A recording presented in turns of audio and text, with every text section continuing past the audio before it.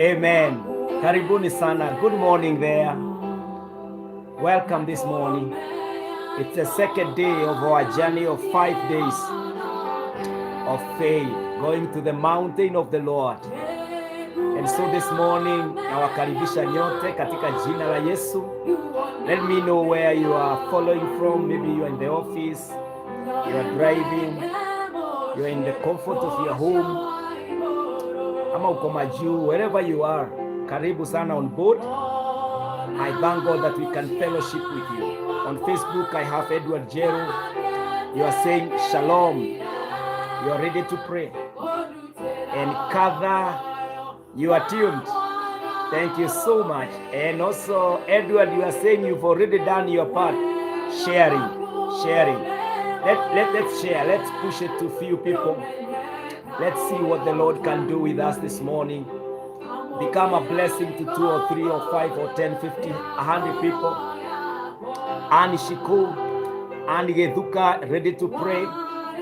Ani Shiko, you are saying amen and praise God. Amen. On YouTube, thank you so much, Ani Shiko and Geduka. God bless you so much. Wangare Mwangi, you are ready for prayers. Joki Mongai, hallelujah. God bless us. God bless us. Let's keep coming. Let's keep coming. And may the favor of the Lord rest upon us this morning. Amen. It's the day 2. Remember that our theme is mastering your life. Becoming a master. Becoming a champion. Perfecting your ways by the grace of God. We've come 6 months now into the year 2023. It must be clear where we are going. We must be so certain ya kwamba baraka zetu, maombi yetu, imani yetu, Mungu anaenda kufanya kazi nayo, kwa sababu tumefanya what we require to do by the grace of God. Margaret, you are following from home Elbagon. God bless you. God bless you from Elbagon. Neema itutoshe zote tukiomba katika jina la Yesu Kristo. Yes, Edward, you are saying that the volume is a bit low. Pastor Lea uko ndani by the grace of God. In the name of Jesus, in the name of Jesus. Let me know whether my volume in increase as we move on. By the grace of God, by the grace of God. Yes, I would want my projection to be as clear as it can be. Zippy, you are from Dubai. God bless you, Zippy, and may the favor of God rest upon you. Katika jina la Yesu Kristo. Katika jina la Yesu Kristo. Thank you so much. Karibuni nyote, nataka tuingie kwa maombi pamoja. So I'm giving us some time to join. Huku volume iko sawa upande wa YouTube. Thank you Ann for confirming that. Keritu Kanduta, Kandunda. Yes, you are tuned from Brookside Drive, Westlands. Wow. And Edward is welcoming Pastor Leah for these prayers. Yeah, this morning we went to church early in the morning for the 1 hour morning glory from 6 a.m. through 7 a.m. And we were there with Pastor Leah and some other brothers and sisters. And we thank God that the people have come on board. Other people are coming to church during the day as the Lord provides time to pray. I am trusting God that even at home it has been known that you are in prayer by the grace of God. Si Mungu awabariki sana, neema iwatoshe katika jina la Yesu Kristo. Na ili tuendelee kuomba. FB volume iko poa. Thank you Wangari. I thank God. Yeah. Modiki. Oh.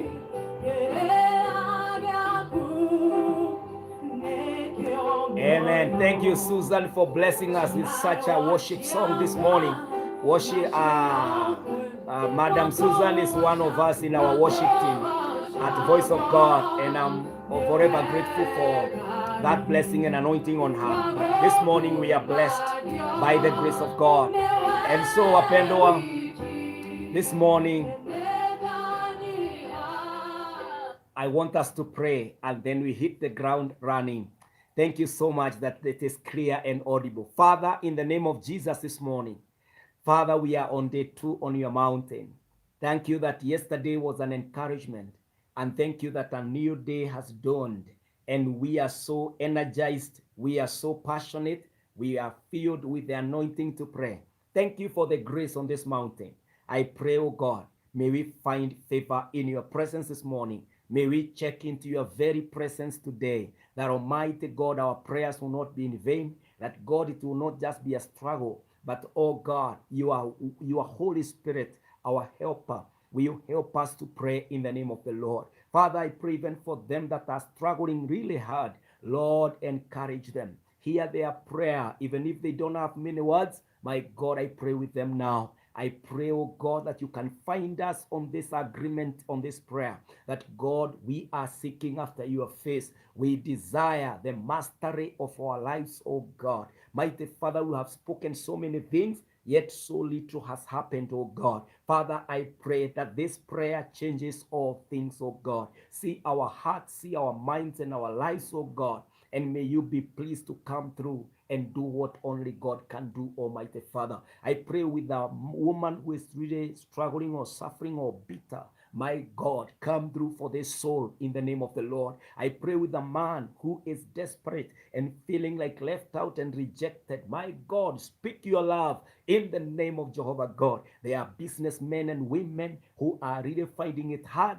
I pray with them today that God, you are doing a new thing in the name of the Lord. There are even those that are professionals, my God, and life is so tough on them. I pray for them this morning. May you come through in the name of the Lord. There is a class, oh God, that has no jobs. I pray for them in the name of the Lord. Come through in your faithfulness and do what only God can do. My Father, my Redeemer, I pray even for them that are sick now. Heal them, restore their peace in the name of Jesus Christ. My God, I pray for them that their marriages are shaking and they are falling apart. My God, come through because you are gracious. There are people with projects and they are finding it hard. They are even regretting why they began it. I pray for them today, oh God. Father, may you come through and give them that date of the completion of their project in the name of Jehovah God. I pray even with the students, I pray with the children, I pray with the different nations. In the name of Jehovah God, come through today on day 2 and do your will in our lives, oh God. We are here because you are our God, our source of all things and help. And Father, we can never do without you, Jehovah God. I humble myself to you, Lord. I humble myself before you, and I ask you, oh God, favor us, all of us on this mountain of 5 days, oh God. Mungu wetu wengine wameomba maombi ya muda mrefu, and they are feeling discouraged. Encourage them, my God. There is no prayer that falls on deaf ears, because God, you hear. My God and my Father, come through and do what only you will do in the name of Jesus. Si utubariki Bwana, si utunemeshe Mwokozi. Baba yetu, shuka utembee katika maombi haya, na hata wakati tunasoma neno lako litakalotutia nguvu ya kuomba leo, Bwana tunenee. Katika Kristo Yesu tunaomba hata kuamini. Amen, amen, amen. Wapendwa, na wakaribisha this morning that you may feel in the presence of the Lord this morning. Na wapendwa, jana tuliombea hali ya afya zetu na tukamwambia Bwana maugonjwa, weakness, udhaifu, kulazwa hospitali, ajali na kila wakati program za mazishi, tukamwambia Bwana, we are asking you in the name of Jesus, take away all infirmities, take away all diseases, take away anything that can challenge, can stop, oh God, our lives in any way. Na tukaomba na tunamwaminia Mungu ya kwamba hakuna kufa katika mwaka huu, ya kwamba hatukufi kabla hatujaona maono na ndoto na ahadi za Bwana zikitimia katika maisha yetu. And my friend, I pray for you this morning that you continue to hold on from your knees. You will continue to tarry on the mountain of Jehovah, that your heart will look up to the Lord. And this morning, what is it that can make your prayer effective?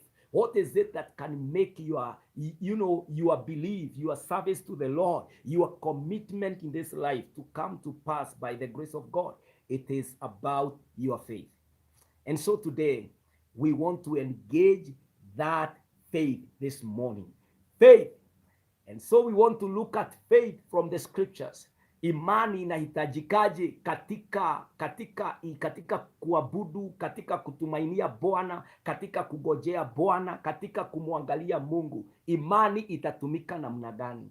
And so this morning, I love our God. One thing about our God is that he is not like men. You see, the men of the world, including myself, we fear telling others about our dreams and our plans because we don't know who they are. Some of them can sabotage. Some of them can discourage us. Some of them can even hijack our dreams and our visions. But you know, God does not fear anyone, nor does he play games. With God, he is comfortable. He is the Almighty God. And so he has opened the Bible. He has opened himself for us so that we can understand his ways and his plans and his purposes and what he can do. And so this morning, we are getting to this God who has told us what can make our lives, our prayers effective. Maombi ambayo tuliomba jana ya uponyaji, ya afya njema. How will it be effective? Hii kazi tunafanyia Bwana, hii maombi tutaomba leo. What will make it effective? It is about your faith, my friend. It is about your faith. And so the Bible says this about our salvation on faith. Number 1, Ephesians chapter 2 verse 8 to 10. Ephesians 2 verse 8 to 10. The Bible says, for it is by grace you have been saved through faith. Grace travels through faith. For it is by grace you have been saved through faith. Wokovu wetu wapendwa, this is how important our faith is. When I put across that call and I say, ni nani angependa kupeana maisha yake kwa Kristo? Na mtu anachukua hatua, anasema mimi nataka kumpokea Yesu kama mwokozi wa maisha yangu. Inamaanisha ya kwamba ameamini kuna Yesu. Ameamini hilo ni neno la Yesu. Na ameamini ni Yesu anamuita na anachukua hatua. Imani is what makes salvation possible. Imani ndio inaleta wokovu. And so this imani what is imani? What is this faith? The Bible says in Hebrews 11 verse 1 to 3. Now faith is confidence in what we hope for. It is the confidence in what we hope for and assurance about what we do not see.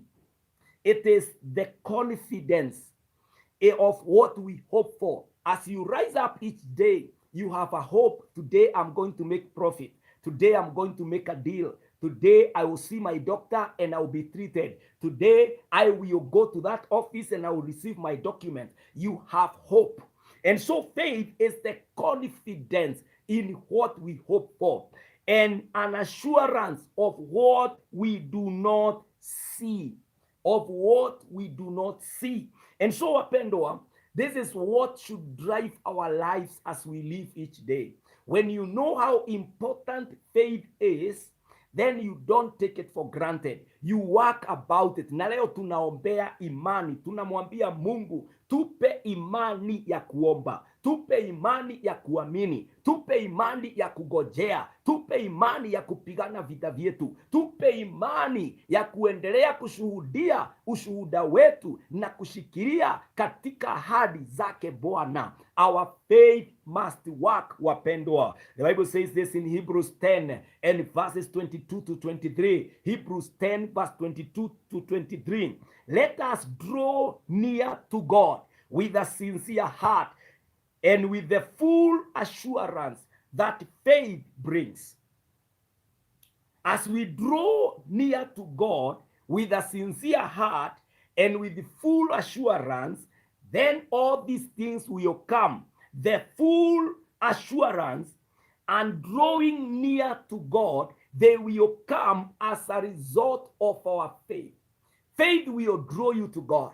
Faith will assure you that Mungu atatenda. Wapendwa, as we continue, we must understand that faith is so important. I love what Jesus said about faith in the book of Malachi, chapter number 11, verses 22 to 23. Yesu mwenyewe alisema hivi, have faith in God.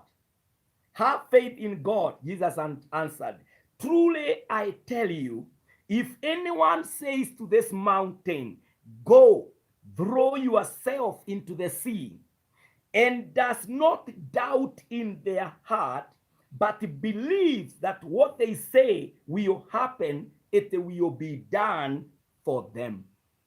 Wapendwa, Jesus said, faith will be critical. Faith is paramount. Faith is vital. It is a demand. It is a requirement. It is one of the very basic needs for any believer. Any person saying, I love God. I want to walk with God. I want to be in God.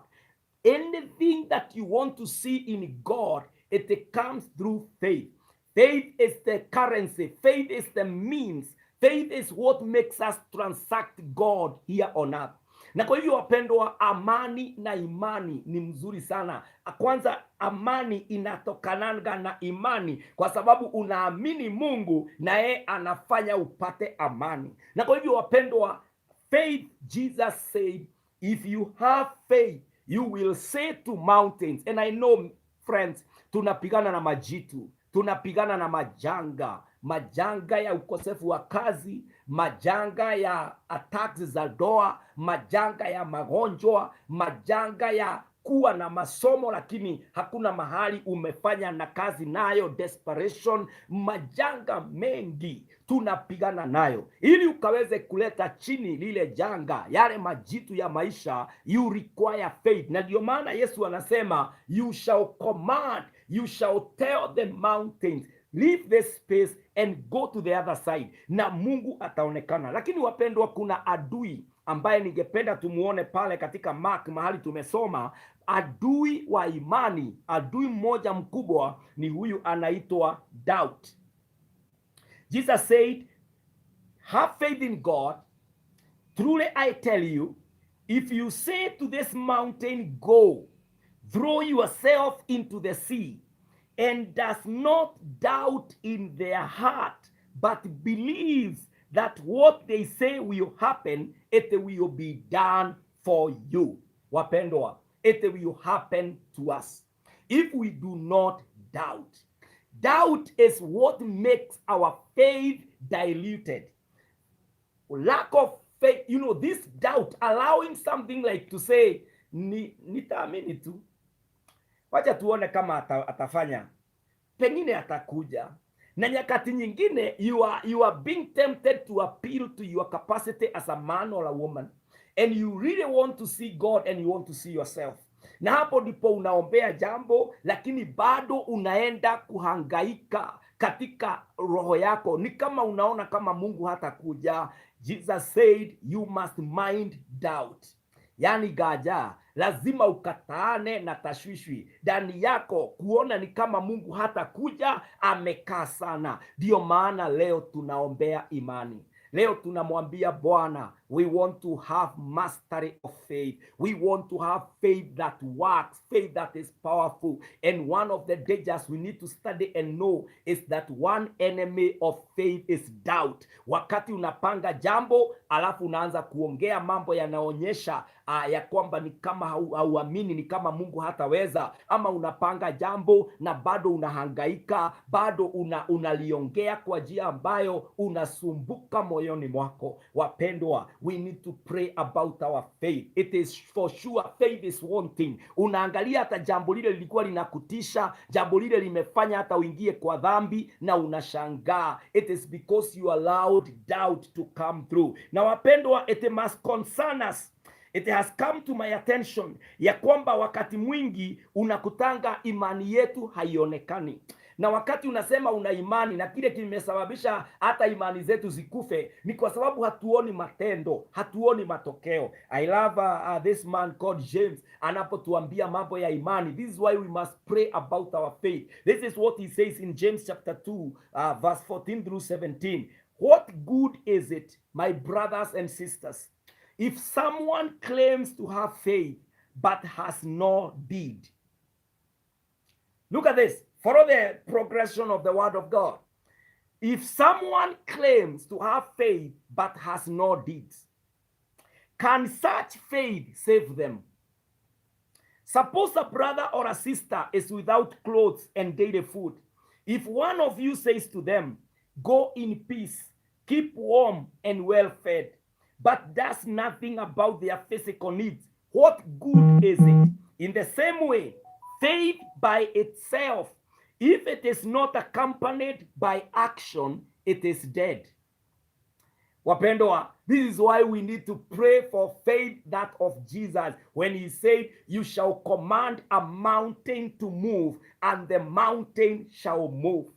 Because if you say you have faith, but there is no action of faith, there is no impact, there is no influence of faith, then that faith is not there. Na ndio maana lazima itusumbue. It must bother you. It must concern you, my sister and my brother. How is my faith? Kusoma neno haijatosha. Tunataka kuona imani iliyo hai ikifanya kazi. Maombi haijatosha. Tunataka kuona majibu, matokeo, nguvu za maombi. Kutoa haijatosha. We want to see the faith in action. We want to see God move in our lives. Ndio maana tunapanda kwa mlima na kumwambia Mungu, tuliamini January utatupatia kazi, tukaamini February utatuponya, tukaamini March utatupigania, tukaamini April tutamalizia project tulizokuwa nazo, tukaamini May tutapanda huduma kubwa, tumeamini in June ya kwamba tunajenga, tunaamini July, lakini ni kuamini haijafanya kitu. It is the high time on this mountain and tell the Lord, Father,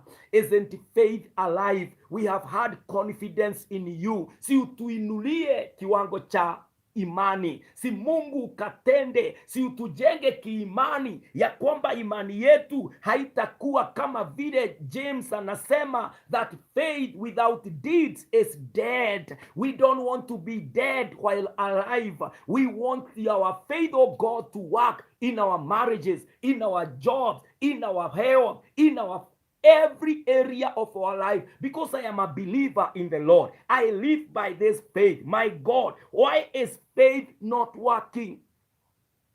Wapendwa, hata majaribu wakati mwingine inakuja ili kuinua imani zetu, lakini majaribu ikija na uzito ukija, tunaanguka kwa sababu imani zetu they are very weak. Today we are praying for the strengthening, for the growth of our faith, that we will be able now to command the mountains. We will be able to transact for God through that currency of faith here on earth. This planet, we are going to run it the way God allowed and gave it fully to Adam to run it. I want to let you know, no angels are going to join here to run this economy. Our God has fully trusted us as men. We are the representatives, the ambassadors of the kingdom of God. Na kwa hivyo wapendwa, lazima Mungu akikuelekeza mahali fulani, muji fulani, your presence there must be felt. Your life there must be a life of a man in God or a woman in God. When you take your children to that school, you must command that they must excel. They will be there and they will not be thrown out of classrooms kwa sababu ya kutolipa fees, kwa sababu ya magonjwa. Hapana, ukiingia katika muji, waganga watatii, wachawi watatii, kwa sababu kuna mtu wa imani ameingia, kuna madamu wa imani ameingia,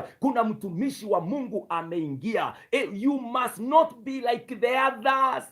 Hallelujah. Lakini wakati mwingi wapendwa, mateso na majaribu yanakuja, unakuta mtu ametoka kwa kanisa, mtu ametoka kwa imani, mtu ameanguka, ameenda kutafuta nguvu zingine na hirisi, kwa sababu imani yetu haijasimama vizuri. Look at James trying to tell us about a person of God, a person in God ambaye anakutwa na majuto. What are the purposes? The Bible says in James 1 verse 2 to 4, consider it pure joy, my brothers and sisters, whenever you face trials of many kinds, because you know that the testing of your faith produces perseverance. Hallelujah. Hey, wapendwa, when David faced the Goliath, wakati aliona Goliath mbele yake, David hakuanza kuyeyuka na kumelt in fear. Hapana, this man had faith. Alipoona Goliath mbele yake, alisema, naja kwako katika jina la Jehova unayeaibisha kwa muda mrefu, na wewe leo utakuwa chakula cha ndege wa angani. The faith in this man, my friend, wakati majaribu na mateso, unajua Goliath ukimface ulikuwa either ukufe ama umshinde. Na kwa hivyo David alikuwa amejua, nimesign kati ya kifo ama mimi ni yule mwingine. Ni hatua ya imani. Wakati majaribu yanakuja, majaribu yanakujanga kuonyesha imani yetu iko namna gani. Majaribu hayakuji kutumaliza, majaribu hayaingii ili waibike na uishi. But when our faith is weak, every test, every temptation, it shall amount, it will lead to desperate loss. You will be out there having lost it. Wapendwa, we must now stop that particular thread. That particular tradition cannot develop anymore in our lives as believers. Leo ndio maana tunapanda kwa mlima, tunamwambia Mungu tuongezee imani. Imani yetu tunahitaji iweze kuondoa milima, iweze kuondoa mambo ambayo yanatulimit katika maisha. I pray with you my sister, imani yako iongezeke. Utabariki watoto wako na watakuwa wamebarikiwa. Utatoa ushuhuda ya kwamba ni leo tu niko hapa katika kiwango hiki, kesho ninainuliwa, na kesho yake watu wataona matendo ya imani zetu katika jina la Yesu Kristo. Wapendwa, how I pray ya kwamba kuna matendo inaenda kutendwa kwa imani na Mungu atajionyesha akiwa katika maisha yetu. We will live and make it in this year by faith in the Lord. Wapendwa, hatutaangalia nyuma. Mchungaji, mahali ulipo, hiyo huduma itasimama, hilo kanisa litasimama.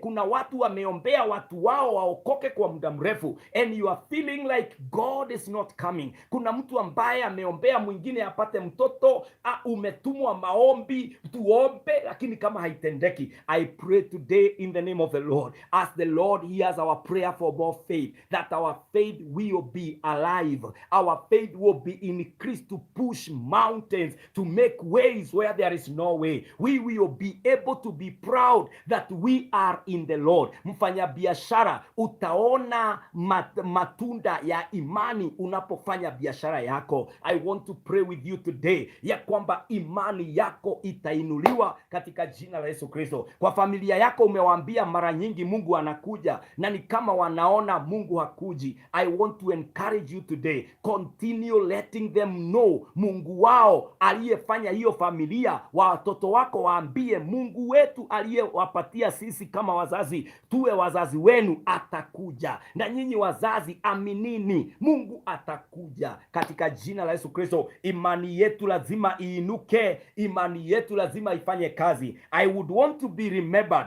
I want people who know that I am saved and I am a minister. Siku moja waandike namna hii kama vile Paulo aliandikia kanisa la Wathesalonike in 1 Thessalonians chapter 1 and verses 3. He said this, we remember before our God and Father your work. That is 1 Thessalonians 1 verse 3. We remember before our God and Father your work produced by faith. Your work. Apostle Paul anasema Wathesalonike tunawakumbuka mbele za Bwana na mbele za Mungu ya kwamba kazi zenu za imani, hallelujah, your works produced by faith. Apostle Paul is giving a testimony ya washirika, believers in the church of Thessalonica, how they produced works by faith. They worshipped by faith. They gave by faith. They did the work of the Lord. They lived their lives by faith. And then he says, your labor prompted by love, and your endurance inspired by hope in our Lord Jesus Christ. Hallelujah. Hey, look at these people. Apostle Paul says, we remember you. We remember the works you did that were produced by faith. Your labor prompted by love, and your endurance inspired by hope. Hallelujah. How I pray for you, my sister and my brother, today as I lift my prayer for myself, ya kwamba Mungu ataweza kuinua imani zetu, that we shall produce works by faith, that our labor will be about love, and that our endurance will be inspired by hope. Ya kwamba kazi zote tunafanyia Mungu, yale yote tunatenda, Mungu anayaona na anaenda kututimizia katika imani, in the name of Jehovah God. Na ya kwamba kama vile ambavyo James anasema, ni sisi tutasimama na tutachallenge ulimwengu. James anasema hivi in James chapter 2 and verses 18, but someone will say, you have faith, I have deeds. Show me your faith without deeds, and I will show you my faith by my deeds. I pray that we shall show our faith by our deeds. Apostle Paul says we are encouraged by your work produced by faith. I pray that our faith will not be deactivated. Our faith will not be unstable. Our faith will not be disabled in any way. Our faith will no longer be potential, but our faith will work. Ya kwamba tutataka kupitia mahali fulani na hakuna njia, tutaamrisha njia ifanyike. Moses aliambiwa na Mungu, umeshika kijiti, wekelea kwa maji na kukafanyika matendo. We shall action our faith by the grace that the Lord has given to us. Kwa sababu Mungu ametaka tuweze kuishi kwa imani, na hii imani anaitimiza, anatenda. Mpendwa, uko pale, imani yako imekuwa dhaifu, imani yako ni kama hata huiamini wewe mwenyewe, hata huamini ni kama imani iko. I want to pray today. This prayer is for us today. In this day tutasimama mbele za Bwana, tutamuomba imani ifukuzayo mapepo, imani inayokata inakata minyororo, imani ambayo ina silence the authors of darkness, imani ambayo it alienates us, it detaches us from the claims of the enemy, ya kwamba chains will be broken by faith in the name of the Lord. Hatuwezi kuwa tunafunga bure, hapana. Hiyo kampuni lazima ifanye faida. You are a woman and a man of faith. God is your king. God is the provider. God is there to make that company flourish, and itafanya faida. Customer wako ni wako, na hakuna mtu atakuja kuharibia kampuni yako, biashara yako. Uko na imani, tunawafungia hao mapepo na nguvu za giza zinazo influence against us katika jina la Yesu Kristo. Utakuwa unaingia kwa hiyo ofisi, unainua mikono hivi ama unawekelea kwa meza ama viti, na una command, may the business of the day be a business of grace, be a business of peace, be a business of progress in the name of the Lord, na itakuwa inatendeka. Mtu ataamuka akiwa agency wa darkness, anasema I am going to fire mtu fulani, anafika kwako, anakutana na Mungu wako kwa imani, na atakupandisha madaraka badala ya kukumaliza. We have seen it in the past, ya kwamba Haman aliamuka mapema akienda kumuua mtu ambaye alikuwa anaitwa Mordekai, lakini Mungu alikuwa ameshuka usiku kwa mfalme, kwa sababu ilikuwa siku ya kuanguka kwa Haman na siku ya kuinuliwa kwa Mordekai.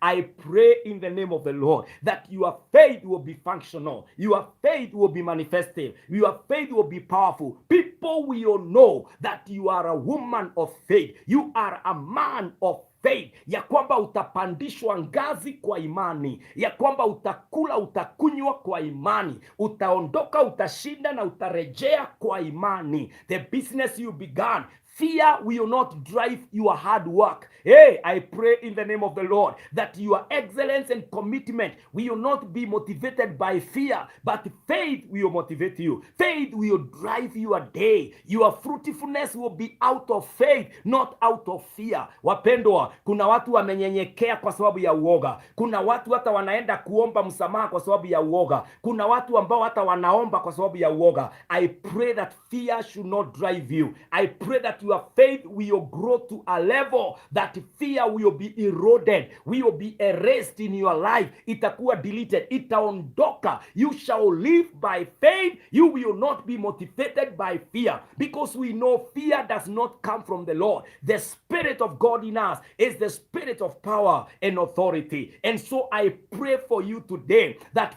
faith will drive you. Faith will bring glory to the name of the Lord. Hautaangalia chini tena. Utasema, Yesu, you provided for faith, and you said that if I do not doubt, I shall command a mountain to leave, and the mountain will check out by faith. Hallelujah. Today, doubts are crashing and dying, and they are being removed from our paths and life in the name of Jehovah God. Hatutakuwa watu watashwishwi. We shall be forgiving men and men, kwa sababu tunajua ya kwamba imani ndio mambo yote katika safari hii. Maombi haya ya siku 5, wapendwa, we cannot master our lives unless we have perfected our faith, unless we are walking by faith. This prayer is only possible when you do it by faith. Your tomorrow will be beautiful because of your faith. Your yesterday will not affect today because of your faith. Today you shall make a hallelujah by the grace of God. Simukapokee hii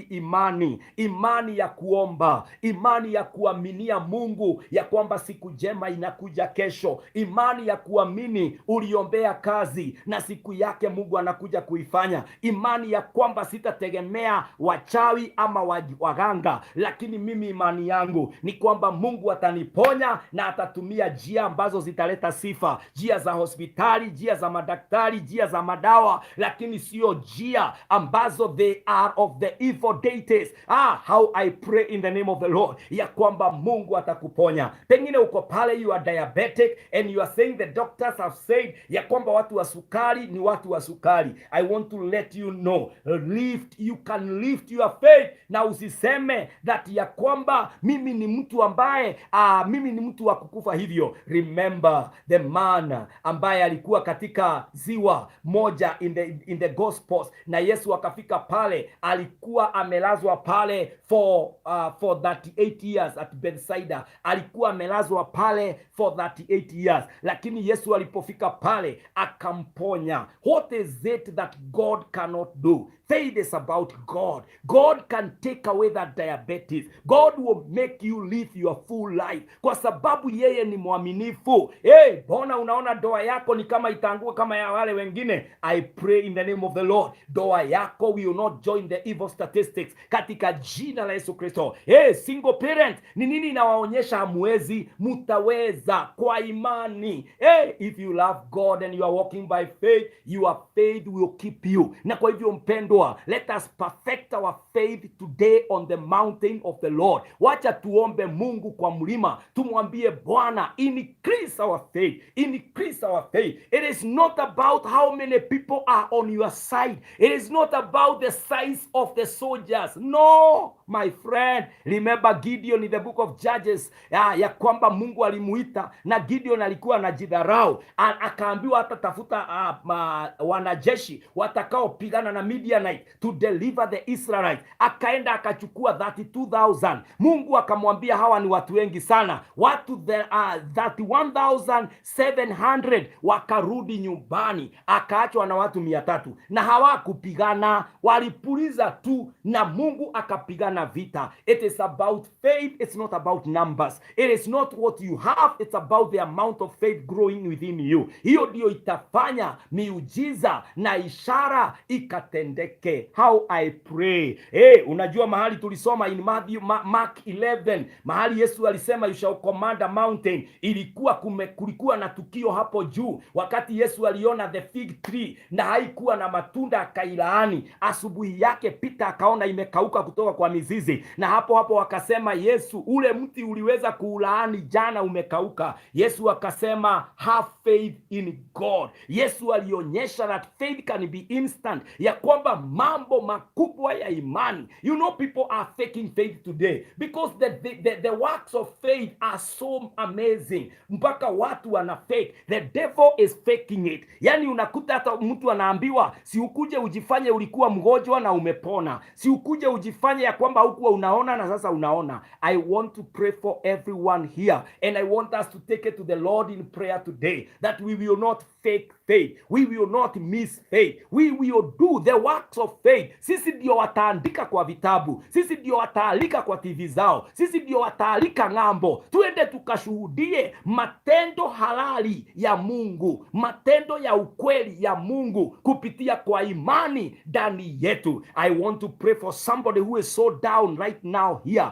that state ambayo uko, kwa sababu ya imani Mungu atakuinua, na hiyo imani itakupeleka to levels of visibility. Utaweza kushuhudia na watu watasema hakika kuna Mungu aliyemtendea. I want us to be encouraged in any way, katika jina la Yesu Kristo, ya kwamba imani yetu sio tu ya kuokoka. Imani yetu inafanya kazi katika maisha halali na halisi katika jina la Yesu Kristo. I pray for you today, ya kwamba whatever you are going through today, it is meant to perfect your faith. The Bible has said in the book of James chapter 1 that trials and testing, they make our faith produce perseverance. Ya kwamba our faith will stand. We will become more stronger and greater by the testings that we are going through. So do not quit, my sister. Do not give up, my brother. Lazima ujikakamue. Lazima uamue. Umwambie Bwana, I prayed about this year. Si lazima it happen. Go through the list of your resolutions. Zile uliandika mwaka huu. Aminia Mungu anakuja kutimiza, kwa sababu ni mwaminifu. Master your faith. Have mastery of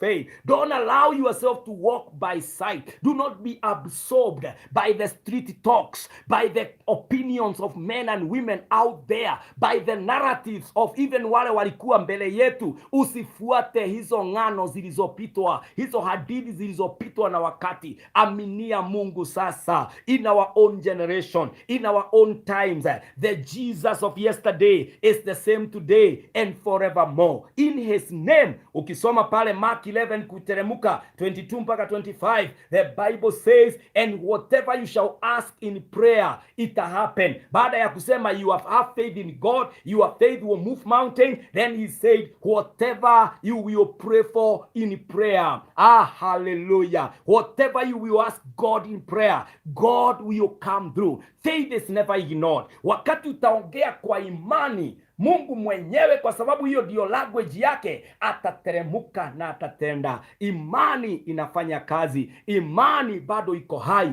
imani inaponya, imani inarejesha na inatuliza familia, imani inafufua, imani inainua, imani inaleta amani, imani.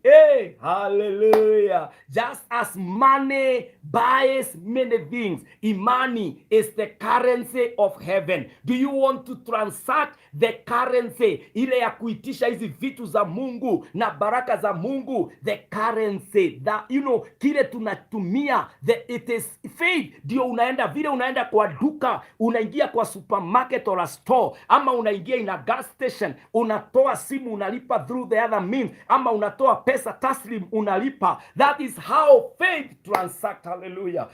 Unapiga magoti, unamwambia Bwana, mimi nahitaji uponyaji, mimi nahitaji masomo zaidi, mimi nahitaji kuolewa, mimi nahitaji kuona hii kitu ikitendeka, mlango ukifunguka. Imani transact for you. Now this is how you should go to the mountain today, charged for a share of faith, telling the Lord, I come, help my unbelief, increase my faith, Jehovah God, ili imani yangu isiwe tu imani ambayo watu tu wanacheza nayo, sina isikajulikane niliitwa na Mungu, sikaonekane matendo ya Mungu wangu, si watu wakatamani imani yangu ndani ya Kristo. That is the cry, that is the prayer we are going with katika mulima. Unajua mtu anachaguliwa mahali, alafu kitu ya kwanza, the caution ya kwanza, aibu sana. Caution ya kwanza, boss anakuambia, na ujue hapa sio kwa dini, na ujue hii si kanisa.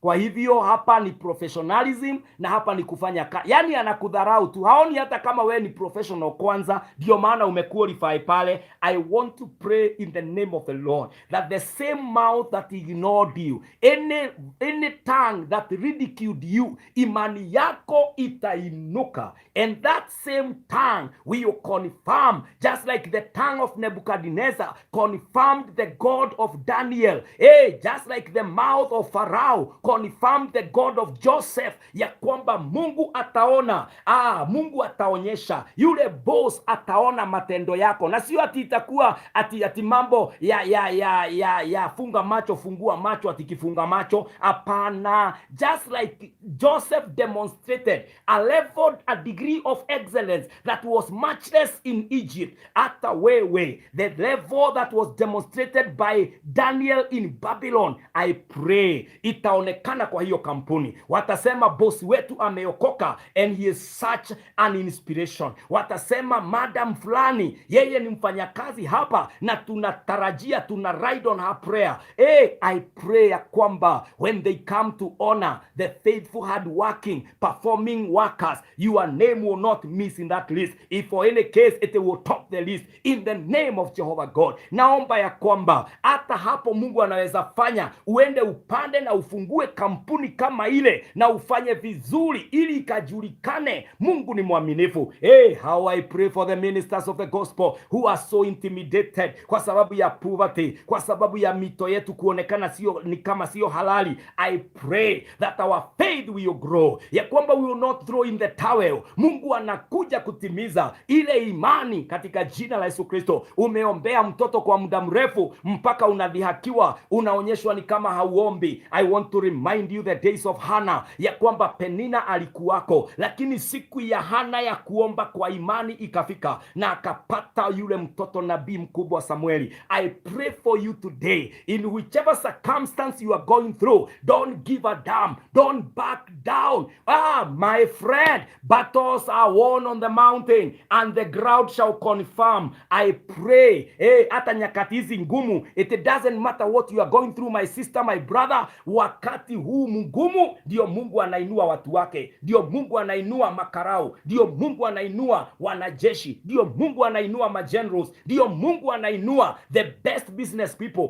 Kuna watu hata wakati wa COVID-19 ndio walifanya biashara zaidi, ndio waliinuka kutoka kiwango fulani. Kuna mambo ilitendeka wakati wa majanga na mambo makubwa ikaonekana. Even now we are not lifting the mountains, we are not telling God about our mountain, we shall tell the mountains about our God. That is faith, ya kwamba haijalishi nyakati, haijalishi ile nguvu uko nayo, kile unajua you have God in your faith. Hallelujah. Wakati tuko na Mungu, ni nini hiyo ambayo itatuzusha chini? Hata kama huduma yako ni ya watu 5, my friend, I'm telling you, a day is coming when your faith will be manifested. Endelea kufanya kazi, endelea kutumikia watu 1,000 hata kama uko na 2. Endelea kutumikia watu 1,100 hata kama uko na 2. Imani inatembea, imani inaona mambo ambayo physically hatuwezi kuona, lakini Mungu siku yake atakapofunua na kufanya ile imani, watu watatangaza, the same mouth that said hiyo kanisa imetasa, the same mouth that said hiyo biashara haiendi mahali, the same maneno ilisema nilikuwa nimeambia kijana wangu asioe huyu mwanamke hapatangi watoto, the same mouth. My friend, Mungu make sure ya kwamba atakapoandaa meza, maadui wako watakuwa pale kushiriki, ili wakaweze kukiri na kusema, hakika we know his God, hakika we know her God. How I pray for you, my brother, how I pray my sister, you will not give up on your faith. Kile kitu umeanzisha, tia bidii, changamuka pale, nena imani, nena imani. Kama wewe ni mtu wa boda, edesha hiyo boda kwa imani. Siku moja you will control your own fleet, hallelujah, of vehicles and long safari vehicles by the grace of God. Kama wewe uko pale kwa banking, you are a sweeper, sweep vizuri. Hiyo bank itakupatia pesa ambazo zitakuwekea biashara kubwa, na hiyo bank utakuwa one of the best depositor. Hallelujah. Si Mungu anageuzanga mambo. Imani. Unajua kwa watu wa dunia, imani looks like foolishness, but I want to tell you, it is the power of salvation. It is the power that saves the people of God. Wapendwa, inua imani yako, amini Mungu, tia bidii mahali unafanya. Don't allow your faith to be betrayed by being lazy, by giving up, by living a reckless life. Wewe watu ambao wameitwa na Bwana, they are excellent people. We represent a kingdom. Na kwa hivyo do what you ought to do. Run your diary well. Be on time. Lakini make sure unamwambia Bwana, I am on time. I have played my part. My faith is you are lifting me to a higher standard in the name of the Lord.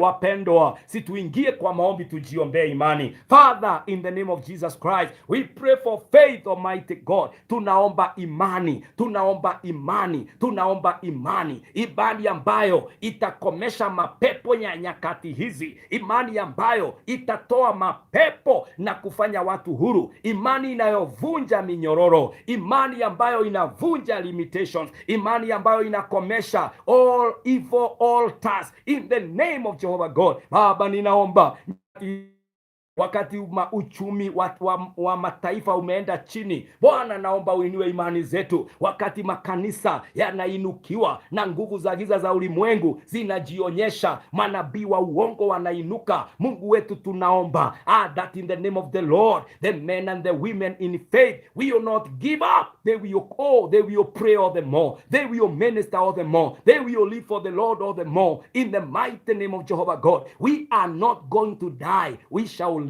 We are not giving up, for the Lord is our strength. In the name of Jehovah God. Bwana, ninaombea wapendwa leo, hawataangalia nyuma, wataangalia juu. Nitainua macho yangu kwa milima, ntazame Bwana, msaada wangu watoka wapi? Msaada wetu Bwana watoka kwako. My God, help us, for you are our help. God, I pray for anyone who is so weak this morning. I pray for anyone feeling like giving up this morning. My God, boost their faith, motivate them towards faith in the name of the Lord. Tunashukuru Bwana asubuhi njema, si ututendee. Mungu wangu, naomba tukapokee uponyaji katika jina la Yesu Kristo, tukapokee amani katika jina la Yesu Kristo, tukapokee maono katika jina la Yesu Kristo, milango ikafunguke katika jina la Yesu Kristo, minyororo ikavunjike katika jina la Yesu Kristo. Mungu wangu, inua wapendwa, amani yao ipite kiwango katika jina la Yesu Kristo. Naomba Bwana, bariki kazi za mikono yetu na utupe hekima na busara ya kuishi maisha ya imani na kuishi maisha ambayo Bwana umetupangia. My God and my Father, I pray for everyone on this mountain today, everyone who will join this prayer. My God, may you hear us on the mountain and do what only you can do, even God, for your glory and even for our blessings. In Jesus' precious name, we pray and we trust. Somebody say amen. Hallelujah. Wapendwa, katika jina la Yesu Kristo, imani zetu, amini ya kwamba Mungu anaenda kutenda.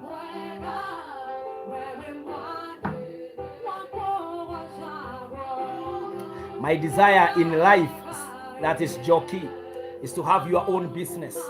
I'll stand with you on this mountain in the name of the Lord. Na tuombe neema na Mungu ajionyeshe. Wapendwa, si Mungu akawabariki, nayo neema ikawatoshe, na mkono wa Mungu uwe juu ya kila mmoja wetu. Leo tunaendelea kuomba. Make sure that you take a lot of water as you fast. Kulingana na ile kazi unafanya, make sure that water. Myself, I'm doing this 8 glasses in the day. It's almost a liter. Na unakunywa tu na unamwaminia Mungu ya kwamba Mungu atakuhuisha na kuna kitu kitatendeka katika jina la Yesu, ya kwamba baraka ya Mungu itakuwa juu yako katika jina la Yesu Kristo, ya kwamba imani yako Mungu ataitimiza. Just we are not fasting kwa bure, hapana. Make sure you pray as you fast by the grace of God. And also if you are under medication ama katikati ya hii uwe mgonjwa, make sure to take medication. It is not evil, it is not aborting the journey if you would start eating kwa sababu ya medication. It is just being wise and also knowing that the Lord has called us to live a life of wisdom even as we pray and seek after his name. Lakini wale wengine tuko sawa, wacha tufunge na tuombe na tuombee wengine katika jina la Yesu Kristo. Neema iwatoshe na baraka ya Bwana iwe juu ya kila mmoja wetu. Thank you for tuning in every day throughout this week. 9 a.m. tunakuwa na nyinyi for 1 hour up to 10 a.m. Kwa hivyo don't fail to tune in. Don't fail even to share the poster about this prayer to other groups and other people. Call people that we may pray together on Facebook, on YouTube. Na kuanzia kesho tutakuwa na prayer conference kuanzia saa 1 jioni mpaka saa 3 usiku. Every day, Wednesday, Thursday, Friday in the night, pale katika Voice of God Church and Ministries, and also we shall be streaming it live. So all of us will be in this all the way to the Friday kesha, wakati tutakuwa tunafungua baada ya siku 5 za maombi katika mlima huu. In the month of June, the Lord will do things we have not seen in the past 5 months by the grace of God. Sina ikatendeke. I'm speaking by faith. I am believing in faith. Mungu anaenda kutenda katika jina la Yesu Kristo. May you have faith, like Wangari says here, have faith and faith in abundance in Jesus' name. Shalom and God bless you so much. Amen. Amen.